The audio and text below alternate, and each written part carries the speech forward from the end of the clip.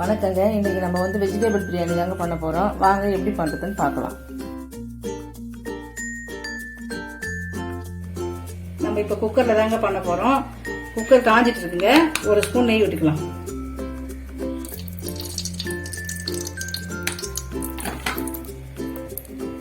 ஒரு 4 ஸ்பூன் எண்ணெய் விட்டுக்கலாங்க.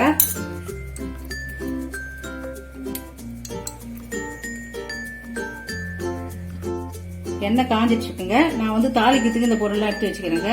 2 பிரிஞ்சி இலைங்க, அன்னாச்சி மூட்டை 2, பட்டை 4 துண்டு சின்னதா,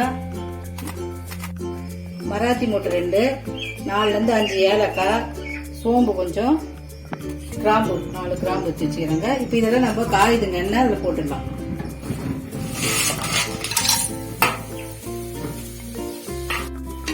நல்லா சிவந்துச்சுங்க. இப்ப மசாலாலாம் சிவந்துருச்சு. நம்ம வெங்காயத்தை போடலாங்க. இது நல்ல பெரிய வெங்காயமா 2 வெங்காயம் நல்லா அது மாதிரி நீட்டிட்டு அரிஞ்சு வச்சுக்கிறேன் பாருங்க. பெரிய வெங்காயங்கிறது இதுல போட்டுடலாம்.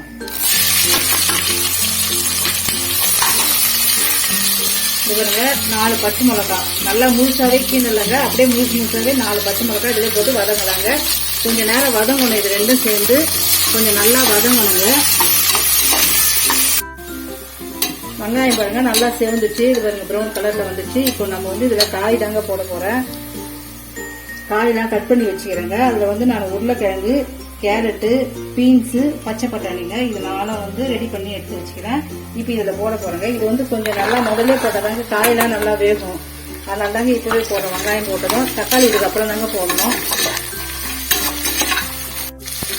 இப்ப பாருங்க இந்த காயெல்லாம் கொஞ்சம் சீக்கிரம் வதங்குங்க. அதுதான் கொஞ்சம் தாங்க போடுறோம் உப்பு. மீதி உப்பு அப்புறம் தாங்க நான் சேர்ப்பேன். இப்போ இது காய் கொஞ்சம் சீக்கிரம் வதங்க. இப்போ பாருங்க காய் கொஞ்சம் வதங்கிச்சு. இது 2 தக்காளிங்க மீடியம் சைஸ் தாங்க, சின்ன சின்னதா கட் பண்ணி வச்சுக்கிறேன். இதில் போட்டு ஆட் பண்ணிடலாங்க. இதுவும் எல்லாம் சேர்ந்து கொஞ்சம் வதங்கட்டாங்க. இது கூட ஒரு கைப்பிடி புதினா போட்டு வதக்கிடலாங்க.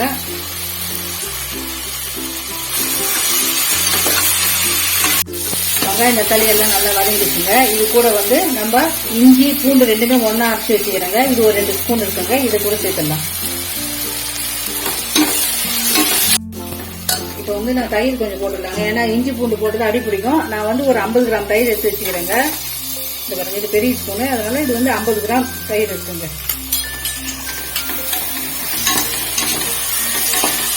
கரம் மசாலா 2 ஸ்பூன் போட்டுக்கலாங்க. 2 ஸ்பூன் போட்டங்க கரம் மசாலா. நல்லா இதையும் கலந்து விட்டுக்குங்க. இது கூட ஒரு ஸ்பூன் தனி மிளகாய் தூள் இருந்தது. இதுக்கு தேவையான அளவு உப்புங்க, மஞ்சத்தூள் கொஞ்சம். இது எல்லாத்தையும் ஒன்னா போட்டு இப்ப நல்லா கலந்துடுங்க. பாருங்க எல்லாமே ஓரளவுக்கு எல்லாம் வதங்கிருச்சு. நமக்கு ஒரு போல எல்லாம் வந்துருச்சுங்க. இப்போ தண்ணி நல்லா ஊற வச்சேங்க. இது 10 நிமிஷம் ஊறி இருக்குதுங்க. இந்த அரிசி தண்ணி எல்லாம் இல்லாம வடிச்சு எடுத்து வச்சுக்கிறேன். நம்ம இது கூடவே இதை போட்டு நல்லா கலரிடலாங்க.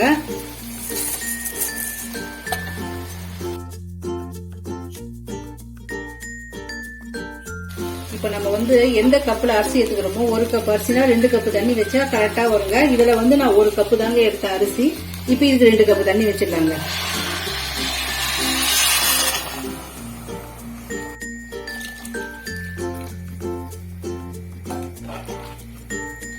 இப்போ சாதம் நல்லா பாருங்க தண்ணி ஊற்றி சாதம் கொதிக்கிட்டு இப்போ நம்ம பாதி எலுமிச்சம்பழம் அரிஞ்சு வச்சுக்கிறோங்க. இதுல புழிஞ்சிடலாம்.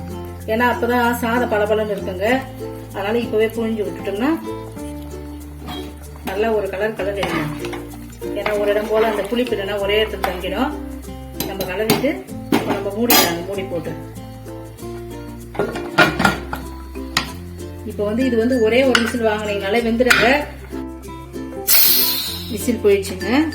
நம்ம திறந்துடலாம். இது பாருங்க சாதம் நல்லா பாருங்க வெந்துட்டு இருக்குது. தூக்கி இருக்குது பாருங்க. இந்த மாதிரி இருந்தா நல்லா சாதம் வெந்துடுச்சுங்க. நல்லா ஒவ்வொரு சாதம் பாருங்க பார்க்க சொல்லி உங்களுக்கு தெரியும் வெந்துட்ட மாதிரி. இப்ப நம்ம கலந்து பார்க்கலாம் பாருங்க.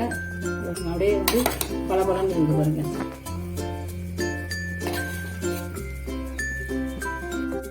பாருங்க சாதம் நல்லா பளபளன்னு இருக்குது பாருங்க. நம்ம தண்ணி வச்சு இதே மாதிரி நீங்க வச்சீங்கன்னா இந்த மாதிரி சாதம் பளபளன்னு வரும். நல்லா ஊசி ஊசியா உடையாம இருக்குது பாருங்க.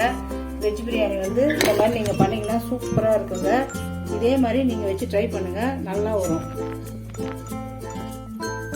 இந்த வீடியோ உங்களுக்கு பிடிச்சிருந்ததுன்னா ஷேர் பண்ணுங்கள், லைக் பண்ணுங்கள், சப்ஸ்கிரைப் பண்ணுங்கள்.